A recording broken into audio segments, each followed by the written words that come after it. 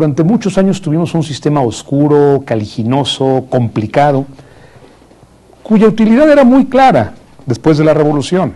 Era legitimar las decisiones del gobierno absoluto. En el DF, 47% de la población en reclusión está por robo simple sin violencia, por montos menores a 500 pesos. La confesión ante el Ministerio Público sin presencia del juez es prueba plena. Eso es una barbaridad. El promedio nacional que dura un proceso penal ya desde el juez, el promedio nacional es de 26 meses. El 40% están presos preventivamente, dicho de otro modo, están viviendo el proceso de investigación privados de la libertad.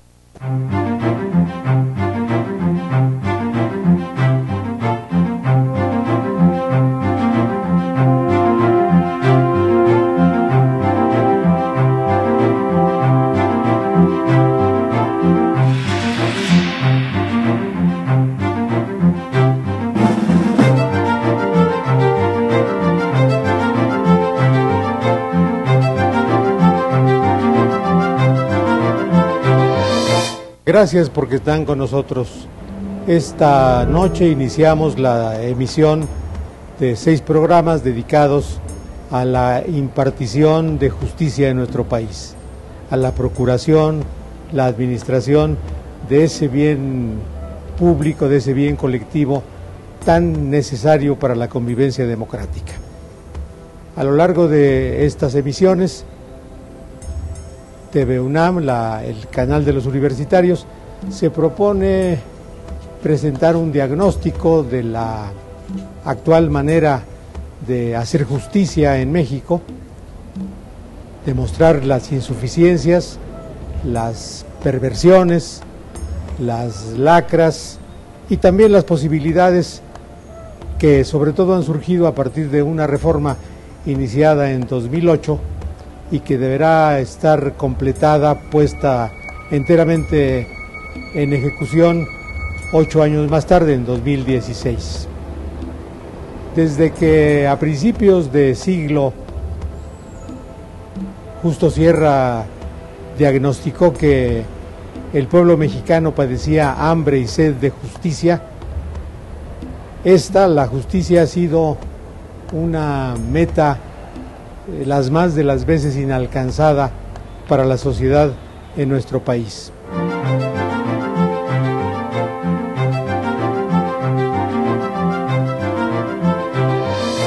La reforma emprendida hace ya casi 2 años tiene el propósito de sustituir un mecanismo que en vez de favorecer los derechos humanos, frecuentemente, las más de las veces, los atropella. Se trata de reemplazar un mecanismo de enjuiciamiento que parte de 2 principios inadmisibles. Uno, el que todos somos culpables hasta que se demuestre lo contrario, hasta que demostremos nuestra inocencia, y otro, el principio de que la justicia puede ser demorada innecesariamente. La reforma penal que está en curso, que se va a consumar dentro de 6 años aproximadamente, pretende justamente lo contrario, hacer una justicia expedita, porque bien se sabe, se repite a menudo, que la justicia tardía es una justicia denegada. Hemos titulado a esta serie Para que la justicia se escuche, porque uno de los componentes de la reforma penal a la que atenderemos, cuyo desarrollo conoceremos a través de conversaciones con los expertos, con los que participan en los procesos correspondientes, con quienes han sufrido las deficiencias de nuestro sistema, es el establecimiento de juicios breves, de juicios rápidos, uno de cuyos componentes es la oralidad. Ya no va a haber juicios escritos en la mayor parte de los casos, sino juicios orales con la presencia de los jueces, a diferencia de lo que ocurre ahora, en que multitud de procesados jamás han visto a quien los enjuicia. No es necesariamente la principal característica del nuevo sistema la oralidad, pero nos ha parecido pertinente bautizar esta serie como Que la justicia se escuche, porque eso queremos hacer, que la justicia se convierta en un asunto oído por todos, no solo a través de los procedimientos penales, sino porque se convierte en un asunto de debate nacional, porque la justicia, lo hemos dicho, es parte indisoluble de nuestra convivencia democrática.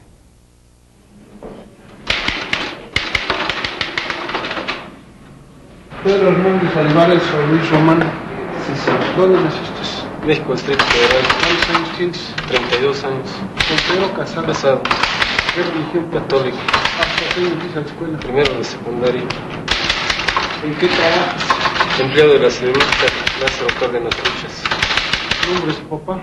Enrique Román Serrano. ¿Mamá? Cristina Mendoza Arias. ¿Domicilio donde tú vives? ¿Calle? Lago Huéter 73B. Brasil. Pasa a tu lugar. Bueno, antes que nada habría que decir que en nuestro sistema de justicia penal data de las bases que planteó el constituyente de Querétaro en 1917, que estableció de hecho un sistema procesal acusatorio.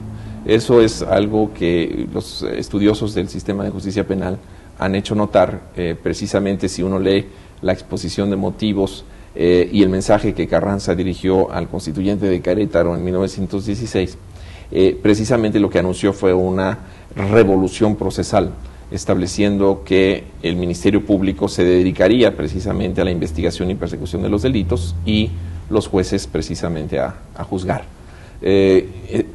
Esto pues introdujo un principio básico de un sistema de justicia penal equilibrado, que es la separación que tiene que existir entre la investigación del delito y la decisión respecto de la responsabilidad de las personas inculpadas o a las que se les imputa un delito.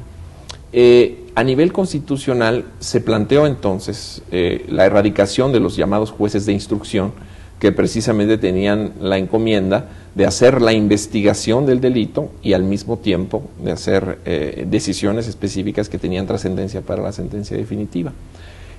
Lo que ocurrió en los hechos es que, a pesar del modelo constitucional que se introdujo en 1917 para el proceso penal, en 1934 se redactó el primer Código Federal de Procedimientos Penales, en aquel entonces para territorios federales también, y se introdujo en sentido contrario de los principios generales de la Constitución, y se introdujo una etapa dentro del procedimiento penal conocida como la averiguación previa administrativa, que de origen no tenía en realidad sustento constitucional, a pesar de que la Constitución de 1917 habla de la averiguación previa, hablaba ya de la averiguación previa. Esa averiguación previa en realidad era lo que conocemos como el plazo de preinstrucción o el plazo constitucional de 72 horas para evaluar el mérito de una imputación penal que formulara el Ministerio Público. El problema es que estamos cambiando el paradigma. Durante muchos años tuvimos un sistema oscuro, caliginoso, complicado, cuya utilidad era muy clara después de la Revolución. Era legitimar las decisiones del gobierno absoluto, de este gobierno imperial. Que aquel hombre que no colaboró con el partido vaya a prisión. Que aquel hombre que cometió algunos delitos, pero que ha colaborado con el partido, quede libre. En esta visión era muy importante tener un lenguaje oscuro, críptico, que nadie se enterara de cómo funcionaban las cosas. No lo justifico, lo explico. Nuestro Código Penal y nuestro Código de Procedimientos Penales tienen cerca de 80 años, más de 80 años de haber sido lanzados. Funcionaron para un momento, funcionaron para justificar a este gobierno absoluto. Pero a medida que se multipolariza el poder, a medida que hay muchos más centros de poder, y a medida que México se convierte más y más en un Estado democrático de derecho, bueno, la gente exige saber por qué se condenó a esa persona o por qué se absolvió a la otra persona. Y o por qué no se la detuvo. O por qué no se le detuvo, claro. Y en ese sentido requerimos un sistema nuevo. Ya el sistema que tenemos está haciendo agua. El corazón de esta reforma está en la democracia. O sea, no podíamos seguir teniendo un sistema de procuración e impartición de justicia que obedeció al paradigma de un sistema político autoritario. O sea, cambiamos el sistema electoral, cambiamos algunas cuestiones de federalismo, etcétera, etcétera, pero algo que tiene que ver esencialmente con la forma en la que el Estado te priva de la libertad no había cambiado. Y no ha cambiado. O sea, en realidad seguimos viviendo en la gran paradoja de tener un sistema de persecución criminal con claros tintes autoritarios y unos poderes judiciales extraordinariamente débiles para ponerle límites al Ministerio Público en el contexto de alta criminalidad que vuelve aún más complicado este escenario, ¿no?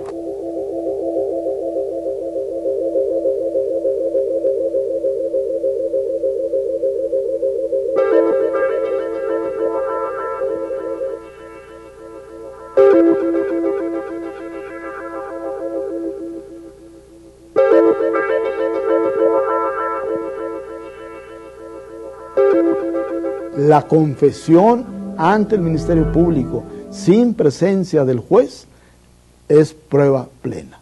Eso es una barbaridad. La estadística nos demostraba que el 92% de las sentencias en México, las sentencias condenatorias en México, era por prueba confesional ante el Ministerio Público. Cero investigación. ¿Cuántos tehuacanazos? No sabemos. Que era el método más leve. Que era el método más leve. Pero es una barbarie a nivel de comparación de país civilizado. Países con menos poder económico en México, menos nivel de educación, tienen un mejor sistema de justicia. El modelo de persecución criminal autoritario se basaba en una policía judicial que tenía vínculos directos con la delincuencia, que podía pactar y negociar la ley, pero que en el momento que había que resolver algunos casos relevantes podían atraparlos con la propia información de los delincuentes y llevarlos a los separos de las procuradurías, donde prácticamente tenían un cheque en blanco para extraer una confesión de cualquier forma, ¿no? Es interesante en esos años observar la jurisprudencia de la Suprema Corte, cómo la confesión acaba teniendo valor probatorio en todas sus circunstancias, hubiera o no maltrato físico, detenciones prolongadas, etcétera, etcétera. Cuando se convirtió en la reina de las pruebas. Exactamente, ¿no? ¿Qué tenía que hacer el Ministerio Público frente a eso? Aparentar que eso no había sucedido.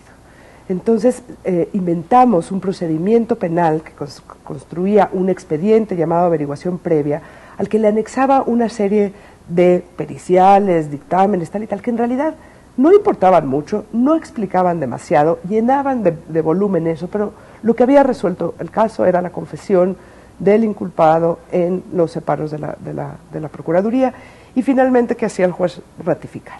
Los jueces no tenían ninguna posibilidad de fiscalizar esa actuación y con cualquier mal trabajo podían obtener sentencia condenatoria del Ministerio Público. A pesar de que en la Constitución de 1917 se establecieron las bases para un sistema de enjuiciamiento penal público y oral, las inercias y una reforma de segunda categoría legal en 1934 establecieron un sistema de proceso penal que se ha vuelto en contra de los intereses de los procesados y de las víctimas. Los juicios son prolongadísimos, la Constitución dice que no deben durar más de un año, y actualmente, mientras esté en curso, mientras esté vigente el actual sistema de justicia penal, llegan a durar más del doble de lo previsto por la Constitución, porque los juicios se hacen por escrito, en ausencia del juez,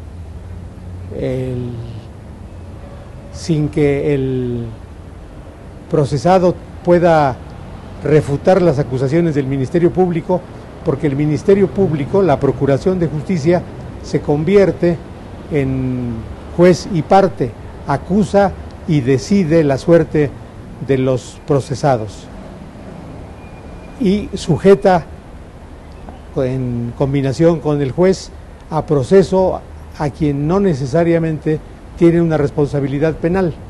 Por eso se multiplican los casos de injusticia plena de personas que pasan muchos meses, a veces hasta años, detenidos, presos, sin que se les haya fijado la responsabilidad que se les imputa.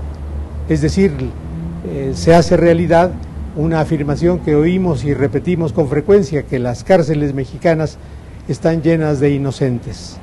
Están también llenas de pobres, porque si no se tiene acceso a una defensa adecuada, si no se tiene acceso al pago de una fianza, las personas carentes son víctimas propicias para este tipo de enjuiciamiento que produce atrocidades como el mantener en la cárcel a quien roba en un supermercado unas galletas para su subsistencia. Tiene 18 años. ¿De qué te acusan? De un robo de un reloj. ¿De cuánto más o menos valúan el reloj? De 160. ¿Tú robaste ese reloj? No.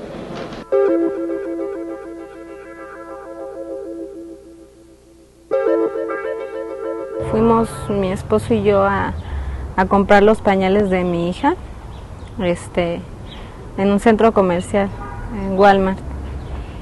Y entramos los dos a hacer la compra de pañales, salimos juntos de la tienda y cuando salimos le dije yo que quería entrar al baño. Y él me dijo que sí, me esperó fuera de la tienda. Entonces en ese momento yo entré a la tienda. Pero yo pues iba con la intención, tomé 2 cremas y yo tengo un problema de varices muy fuerte en las piernas y no tenía, bueno, yo no tenía dinero para comprar mis cremas más que los pañales.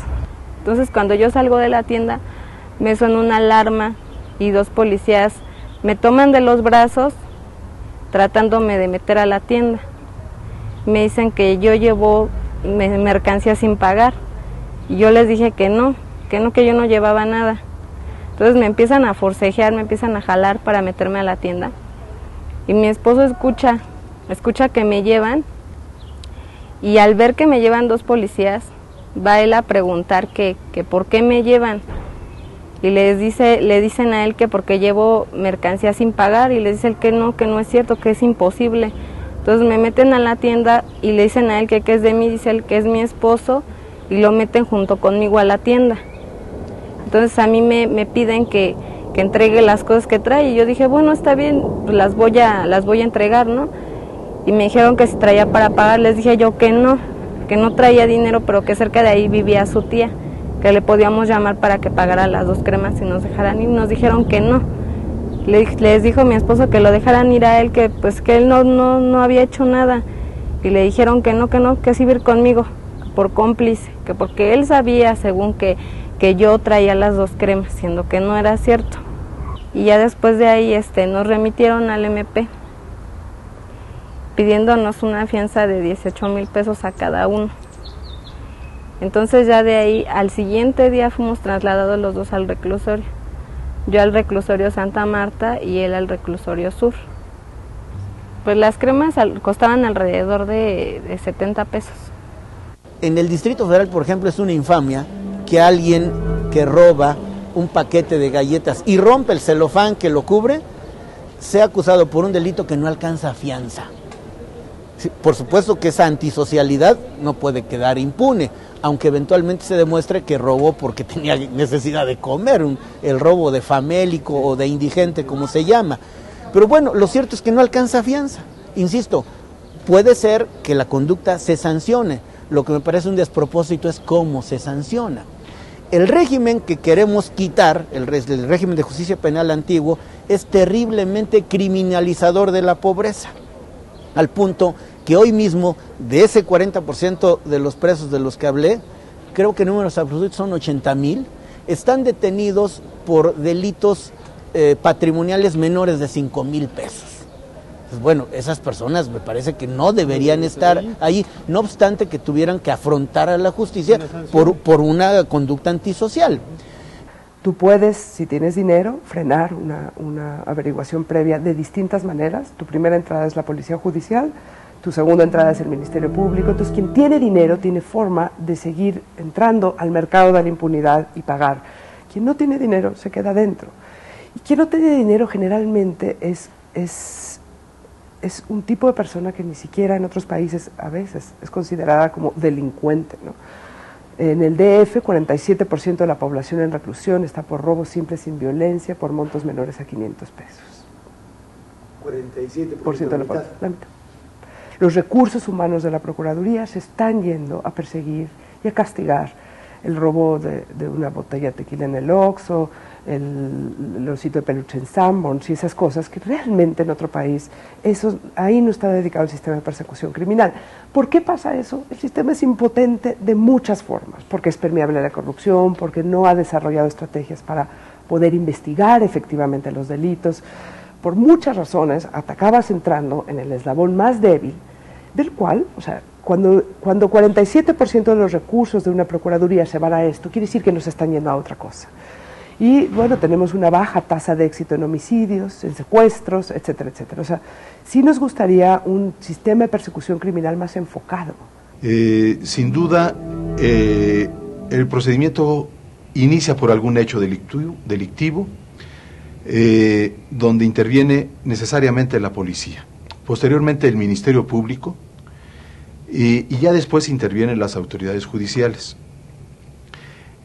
Yo creo que hablando de autoridades judiciales, es decir, los jueces y los magistrados, si bien tienen un cúmulo de trabajo importante que genera, si no rezago, por lo menos una justicia no rápida, yo creo que el cuello de botella y lo que me dio la experiencia para saber que el cambio es necesario, es sobre todo en el Ministerio Público. Porque en el Ministerio Público llega todo tipo de quejas. Y al existir todo tipo de quejas, con el sistema actual, el Ministerio Público tiene casi personalmente que estar actuando. Y pongo ejemplos muy comunes que la gente conoce. No es en el Distrito Federal, porque en el Distrito Federal se modificaron un poco esta legislación, pero casi en toda la República, en el interior, un accidente de tránsito simple, tiene que ir tránsito o la seguridad pública, y en algunos momentos, casi en la mayoría de los eventos de este tipo, tiene que estar presente el Ministerio Público para que dé fe de los hechos. Es imposible cubrir todos los eventos delictivos, o bien que causan malestar en la sociedad, o que hay un conflicto de intereses propios y particulares. Eso también se transforma en lo que es el Poder Judicial, porque el Ministerio Público tiene una mentalidad, porque así nos formaron. Así nos formaron en las escuelas de Derecho, de siempre ganar o perder. Y cuando uno entra a la función ministerial, a la Procuración de Justicia, se puede uno dar cuenta que le van imbuyendo y influyendo en la mentalidad de la gente del Ministerio Público, que todo hay que consignarlo. En México, en general, el proceso es igual a prisión preventiva, ¿verdad? Y la prisión preventiva, y eso es un problema de todos los sistemas de justicia, es que la prisión preventiva es una pena en realidad anticipada, ¿verdad? No sabemos todavía si la persona es culpable o inocente, pero ya la estamos sometiendo por anticipado a una privación de la libertad. Entonces eso ya es en sí aflictivo, ¿no? Solo justificado si por razones procesales se debe atender a la necesidad, ¿verdad?, de que el sujeto esté en prisión preventiva. Por supuesto, está autorizado que el imputado puede estar en algunos supuestos en prisión preventiva, pero no como regla general. Y en México, lo que ocurre ahora, desafortunadamente, ocurre así, en virtud de lo que está planteado en el propio texto constitucional, que de hecho supone ya que la persona está detenida, ¿no? Si nosotros hacemos una lectura del todavía no derogado en muchas regiones del país, de la fracción primera del artículo 20 constitucional, del apartado A, dice que como uno de los garantías del imputado, que se le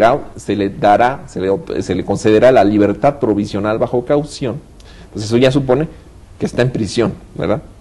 Y se le otorgará la libertad provisional bajo caución cuando no se trate de delito grave. Así dice la Constitución actualmente. El problema es que nuestro sistema define la procedencia de la prisión preventiva por la calificación que da el legislador de la gravedad del delito.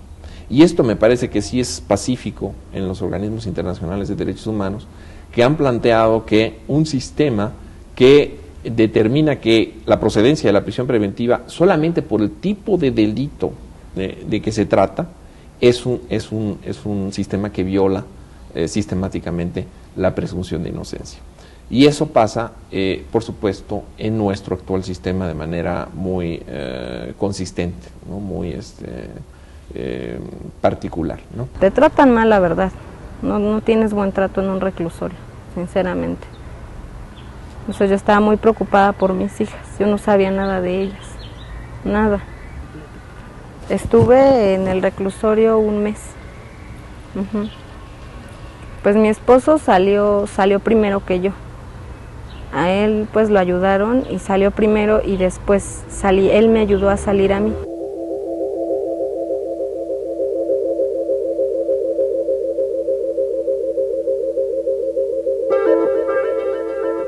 En esta primera emisión hemos tenido un panorama de la impartición de justicia en nuestro país, de donde se desprende la necesidad, ya satisfecha parcialmente, de una reforma al sistema de enjuiciamiento penal.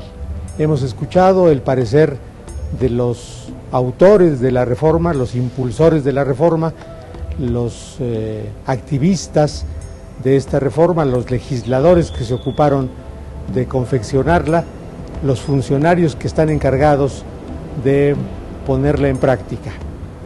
En subsiguientes emisiones vamos a conocer los casos paradigmáticos de quienes han padecido el actual sistema inquisitorial de justicia y vamos a conocer también las maneras en que con la nueva manera de enjuiciar es posible transitar de un sistema opresivo que causa daño, que genera perjuicios, que olvida a las víctimas, que ofende a los procesados a los que no se les ha probado su responsabilidad y difícilmente hace justicia.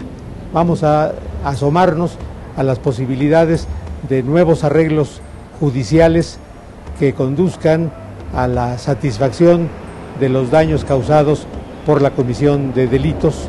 Vamos a asomarnos a los nuevos procedimientos vigentes ya en algunas entidades para favorecer la emisión de sentencias adecuadas que favorezcan el desarrollo de las personas.